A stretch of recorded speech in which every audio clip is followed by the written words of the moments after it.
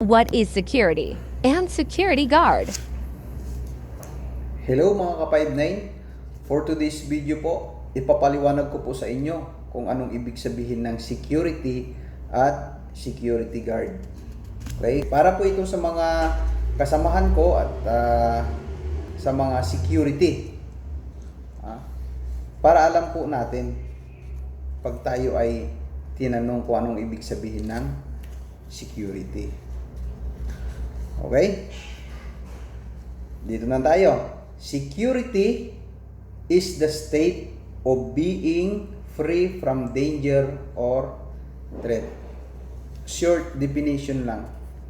Okay? Pag tinanong ka, what is security? Kung talagang security guard ka. Okay. Sir, ang security po is a state of being free from danger or threat. Anong ibig sabihin nun? Sinabing is the state of being free from danger or threat. Okay, isa-isahin natin. Ibig sabihin, free, naging malaya ka. Ano? Malayo ka, o kaya malaya ka. From danger, sa mga ano? Sa kapahamakan. Or threat, o kaya banta sa iyong buhay. Yan ang ibig sabihin ng security. It is the state of being free from danger or threat. In criminal law, security refers to the measures taken to prevent or respond to the criminal activity. Kaya ang security pala ay mga hakbang, okay, na ginagawa ng isang establishment o kaya security guard para ma-prevent yung isang event o kaya isang bagay na mangyari. Okay, other term, it refers to a legal state where human lives, interests, and goods are protected. Nagbibigay proteksyon sa interest at mga ari-arian, okay, na maging protektado siya o kaya being protected. Another term, it is the protection of oneself and one's property from threats such as theft, violence, or cyber attacks. O, yun ang ibig sabihin ng security. Ano sir yung theft? Okay. Baka hindi mo pa alam yung ibig sabihin ng theft. Yun ay pagnanakaw. Yung pag sinabi naman na violence, yung gumagawa ng mga dahas, o kaya naging violente. Okay? Ano naman ibig sabihin ng cyber attacks? Yung cyber attacks through social media, through software, yung pagnanakaw ng mga confidential files o kaya mga reference information, data, yun yung cyber attack. Okay? Para alam din natin kung saan nagsimula yung pangalan na security, o kaya saan ito nag-originate, yung pangalan na security. Okay? From the Latin words securus and securitas, means free from care. Hindi mo na kailangan ng bigyan pa ng proteksyon. Bakit? Kasi naging free siya. Naging safe ang isang tao o kaya ang isang bagay. Malayo siya sa kapahamakan o kaya sa mga banta. Okay? At ito ay nagsimula rin sa pangalan na Securite na ginamit ng French. Okay? Tapos, ginamit din ng English yung salitang secure until the Middle English, ang term na security ay ginamit until now, hanggang ngayon. Yung salitang security ay ginamit na ng late Middle English. Kaya dala na natin hanggang ngayon yung term na security. Okay, next, ipapaliwanag ko naman sa inyo yung ibig sabihin ng security guard. Kasi magkaiba yung security at saka security guard. Yung security po, mga hakbang, kaya, di ba? O kaya isang state na ikaw ay naging malaya.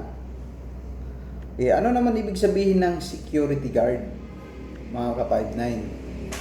Okay, security guard, sa legal term, security guard or watchman are people who are employed to protect a business or government assets from hazard like crime, damage, or vandalism, and theft. Kaya pala, ibig sabihin, yung security guard ay tao na nagpapatupad, nag-i-enforce, o kaya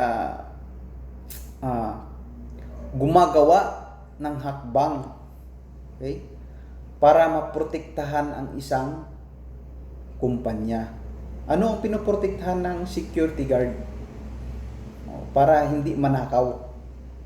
Yun na yung mga properties. Hindi lang yung nagtatapos sa properties. Kasi ang trabaho talaga ng security ay to protect life and property. Okay? Who are employed to protect business or government assets from hazard like crime, kagaya ng krimen, kagaya ng masisira, at manakaw ito. Yan ang trabaho ng security. Yan ang security guard. Tao, di ba? Na nag-i-enforce, binayaran para i-implement ang mga rules at policy ng isang establishment para maprotektahan nila, para ma-prevent yung manakawan ang isang establishment. Okay? Ngayon, nakalagay dito sa explanation o kaya meaning ng security guard are people who are employed to protect a business or government assets from hazard like crime, damage or vandalism, and theft. Ano ibig sabihin ng crime? Dito tayo, guys. Mga ka-59, dito tayo sa crime. Baka naririnig nyo lang kung anong ibig sabihin ng crime. Ang words na crime pala.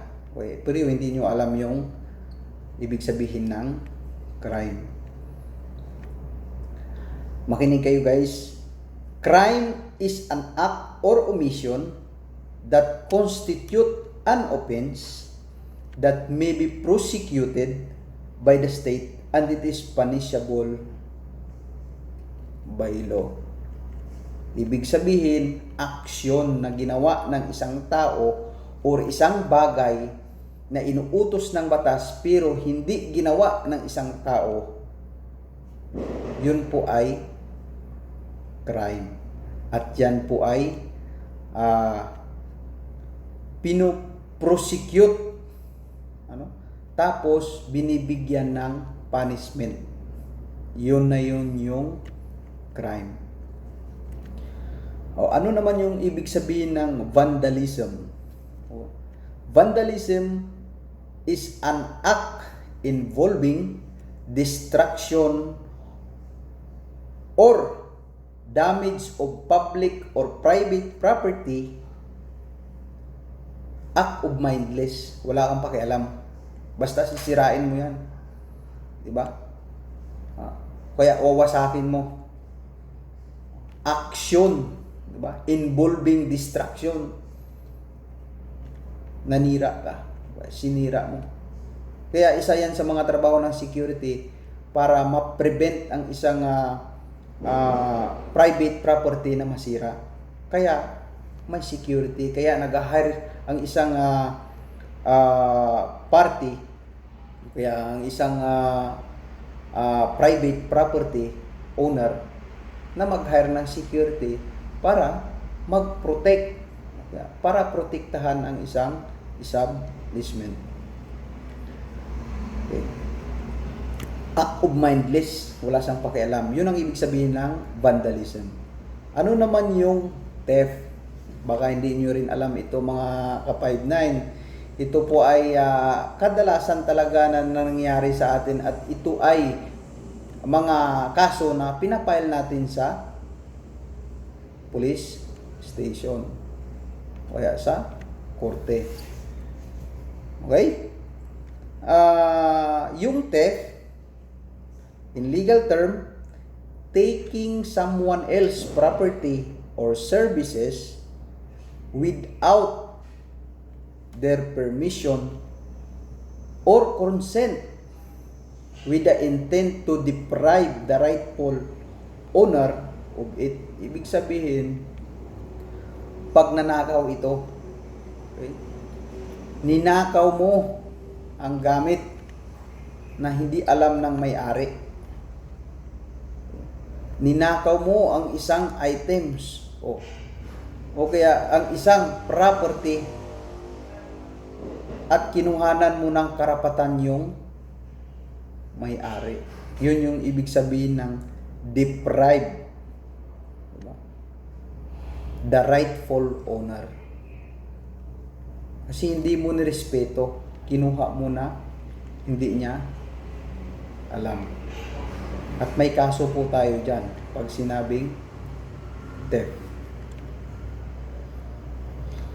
Ayan guys, dito na po nagtatapos yung aking videos. Sana'y maunawaan ninyo, lalo na yung mga kasamahan ko na security guard. God bless po sa lahat. Thank you for watching. Please subscribe and hit the notification bell. Para updated tayo sa ang Bago Kong videos na i-upload.